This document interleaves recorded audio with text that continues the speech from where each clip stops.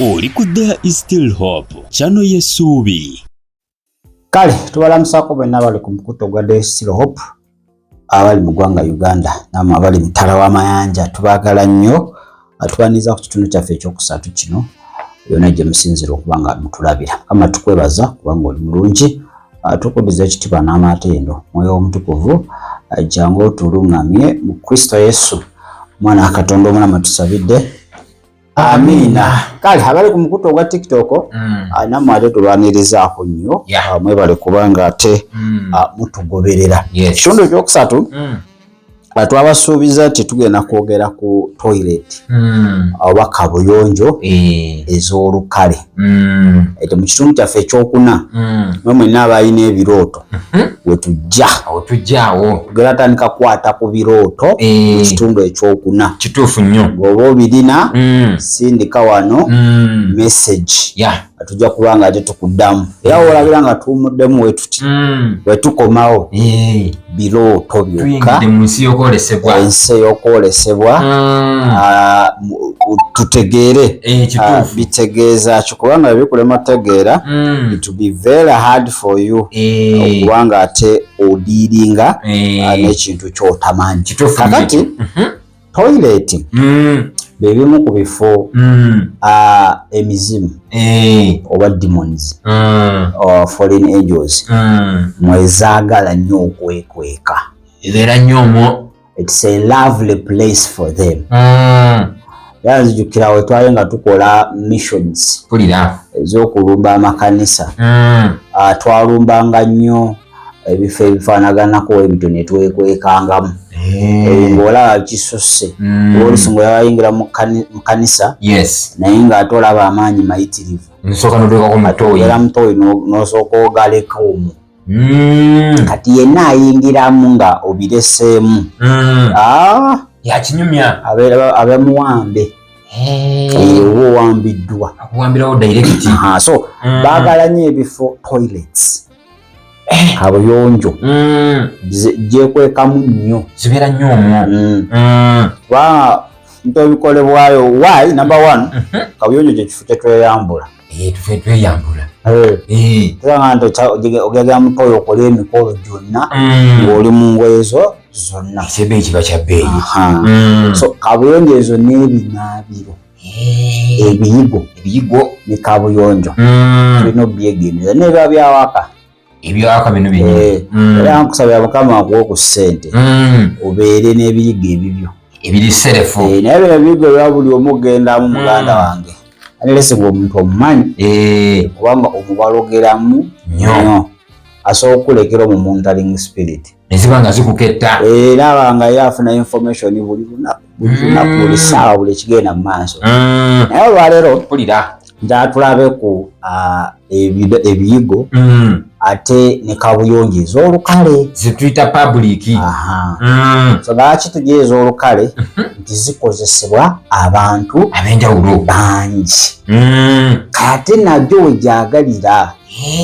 Omanyi sitaani waliwo emirimu gy'abayagala okukola naye nga ali limited nga tasobola kubanga yeetaagayo moving bodies. Yeetaagayo omuntu gw'asobola okwecupayinga asobola okutambula okuba nga akola nga watamufuna kiyinza okubeera ekizibu okuba nga mission eyo agikompletinga. Kati ogenda okwekanga nga ate n'abakola ku tooyi ezo nga nabo ba agent ennyininyini. Yes. Kati agent asobola okujja neyambulira omu amaanyi n'agalekawo nga mwezi mulamba. Ati go buli ajja otapingako, buli ajja nga bakonekitinga, buli ajja nga bakuwa kamaaka. Kati gweoddayo ewaka birooto kwotegeerera nti banjodde bantutte. Naye ennaku zino olaba oddayo okoye okusumagira wali tosumagirira. Kituufu. Oba mulina family altar olaba otandisa ogirobola otandisa okuba ng'okubamu endobo omanya. Kale olaba toilet naddala ezo eziri mu butale. Mu butale awo katogo k'amaanyi nnyo ziri so dedire. Ekifo ekyasinzemu eddogo bwe butale. Ekituufu ekyo. Eddogo liri mu katale erinyooka. Lirina n'okuwunya.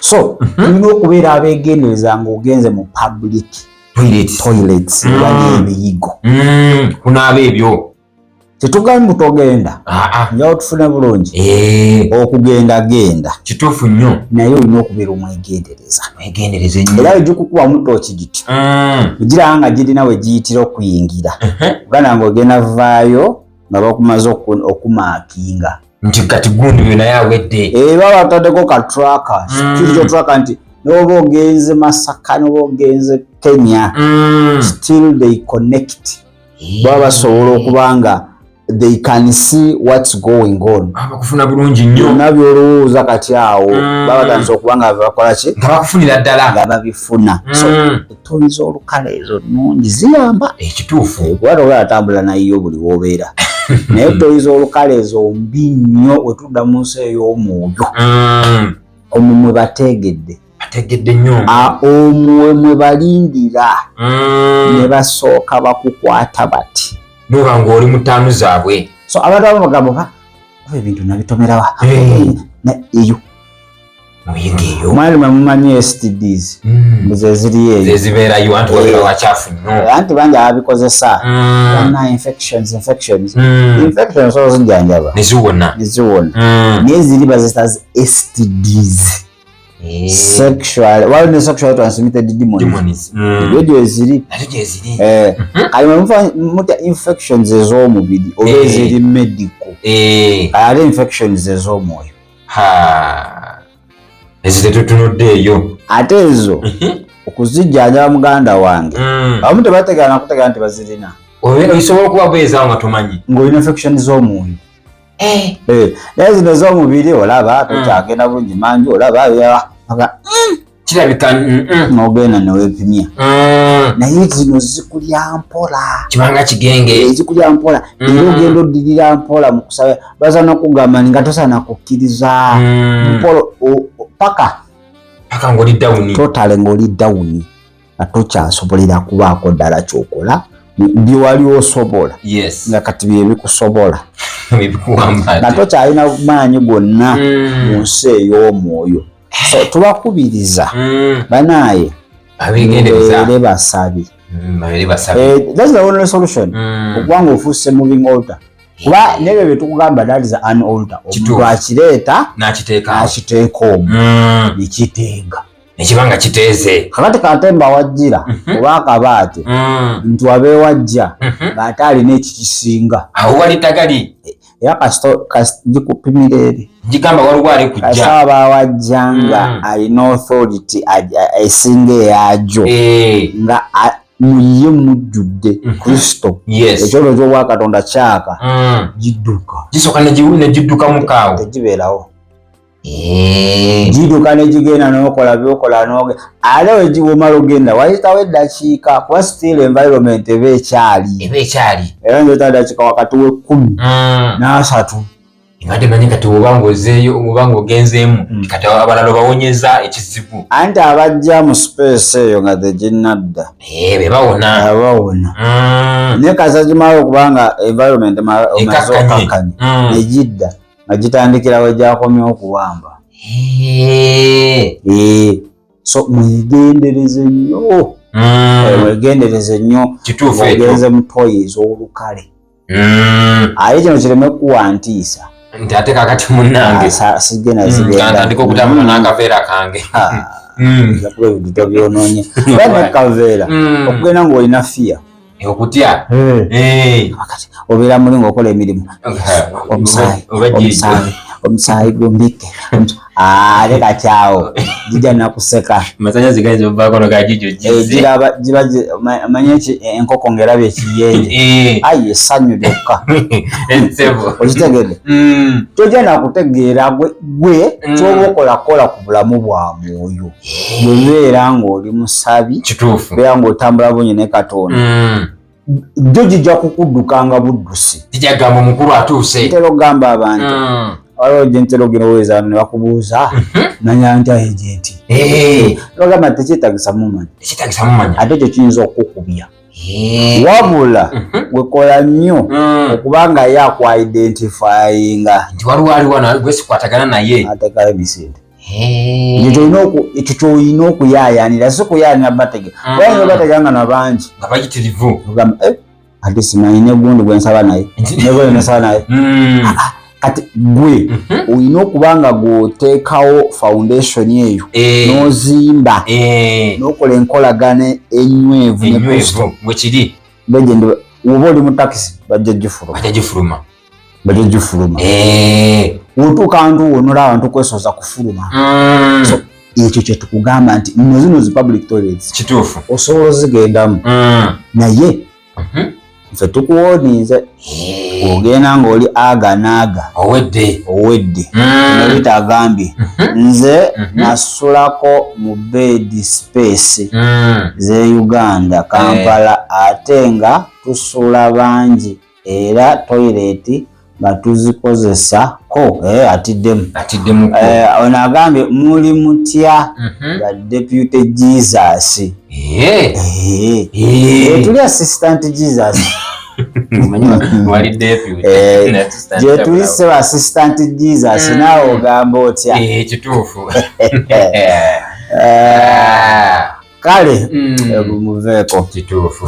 muveeko bamulesedde oyo tumusabire Mukama amuwe okutegeera obwa Katonda wekiri so kyekyo kyetwagadde okuba nga ate tukulabula olunaku olwaleero obeera omuntu omwegendereze ennyo kyekikulu ekyo toyiza olukale n'ebiyigo by'olukale kati ngano sister Rita kyatugambye nti eyo bed space eyo makampani eyo mukozesa mwenna so ati tukugamba otye kuba ali mugwe w'amaanyi kati kyolina okukola making sure nti ali mugwe ali active ali active olina enkolagana naye manyi ali emizimu gyotajja kugoba olina okutuuka ku level nga oyita buyisi wantu oti negidduka sitaani n'arecognize nga waliwo ayiseewo atali wa bulijjo ove ku level nkugoba era ntuuse wano mujinja emizimu egiriwo giveewo ntuuse kati nyingidde ekibuga olina tuuka level ng'aba ogenze ewammwe balina bye baagala okukola bonna ne bakyankalana bokka ne batabuka nga totandise nakusaba ng'obula nti let me tell you okusaba it's like a power bank charginga kati oba ojjudde kati buli wootuuka oti recognition mu nsi ey'omwoyo kati batandikirawo benyini kweruma eyo nolanga gwagambye tukole kino gweraba nga benna beewaaba beeroopa naye mbwotuuke ode mu kisenge marikotori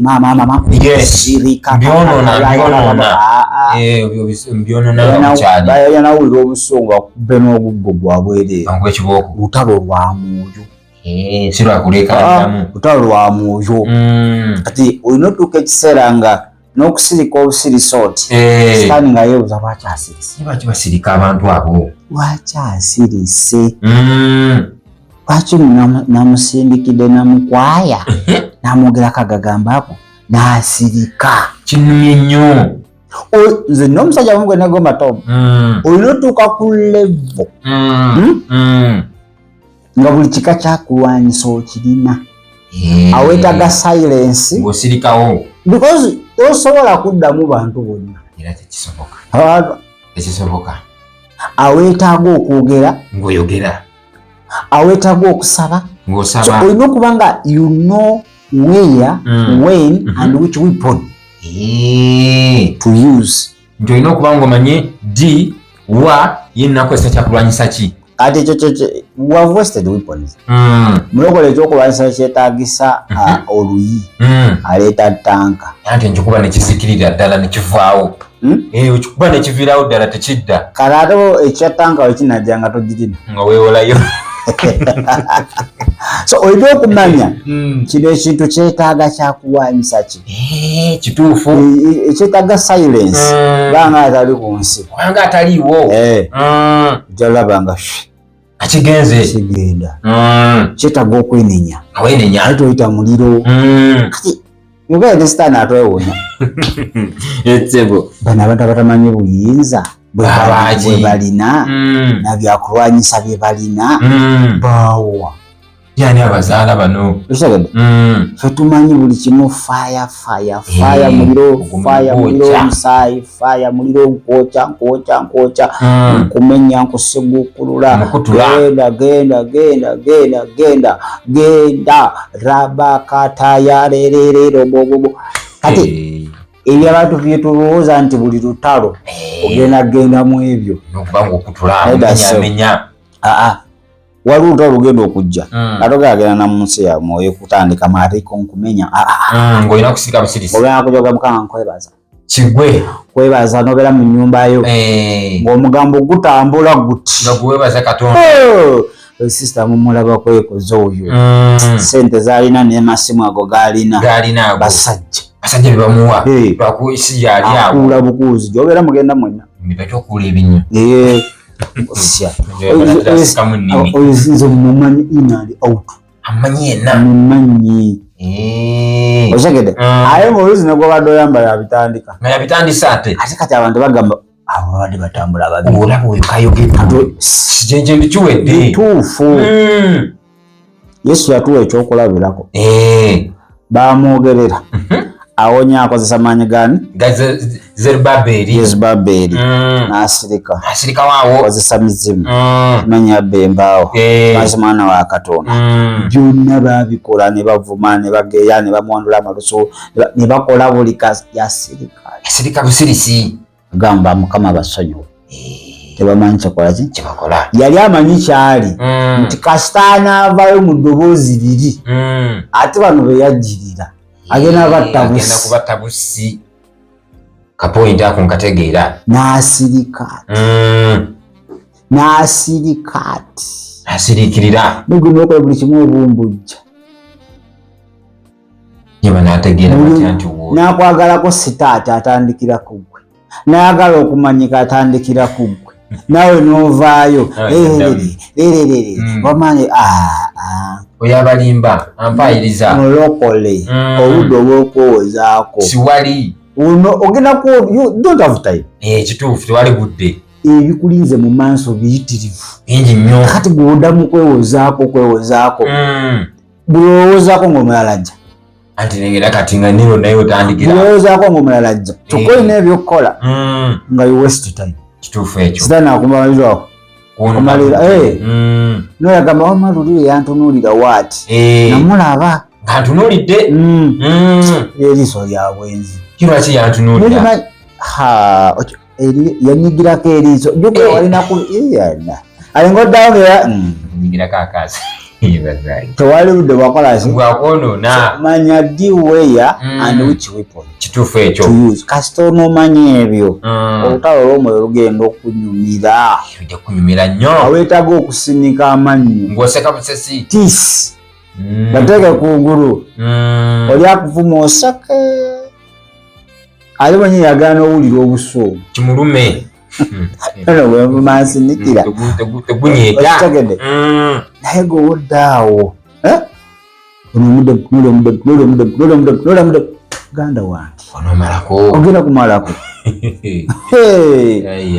so sister gwesirika bakuyise buli kintu you know who you are kyo kituufu ekyo gwomanya ekituufu kati gwokyokayana n'abantu baleke leave the people alone sibula obadde mulabi mulungi nnyo naye tofaano nga tewetwalidde Yesu tujja batu ebintu ebyokugenda nga mutwereeta omwo nga tolina Yesu birako akabaati kale okkiriza otya Yesu oba omutwala otya kkiriza na mutima gwe era n'otala n'akamwako oketwalira obuki obulokozi gamba Yesu olwaleero nze gy'oli nkuwa obulamu bwange kubeera mukama waabo era omulokozi waabo saasire byonna ebinsobyeko n'ebyansobako onuŋŋamye Kristo Yesu mwana wa Katonda omulamu amiina tugenda kwetololamu katono netudda birooto tugenda kuba nga tugenda mu nsi ey'omwoyo tulabe ebirooto bino bitawaanya abantu ebirooto bitawaanyiza abantu birese obuzibu, abantu bakoze era, abantu bakoze blanda, abantu bamisinze ebiro, abantu bali spiritually arrogant, ignorant, tebamanyi kiki mutafuna ekinagana naye kino kiri kitya ebiri bitya bino engera naddayo mukama tokalamuze mukama yogerako nange nolotokanaye kasibitegeire bino mukama tuli kujja so wesibe 2 oba 3 onywere mudakiika zijja kubeera ntono ate osobola okwanga kubona ekitundu kyaffe kijja kubeera kyakuna mu Kristo Yesu. Blenda wuyo mulabye ekirungi nnyo liita ye tavaako bw'isaba alina ka notification tasakatonnyako bwe kati budakiika emu kasobola kwanga tukuma. Weebale kulaba There is Still Hope. Okumanya ebisingawo tukubire ku 0752 31 14 47 oba ku 0761 08 83 15. Osobola n'otufuna ku email eya tishitv74@gmail.com. Eno ye There is Still Hope, channel y'essuubi.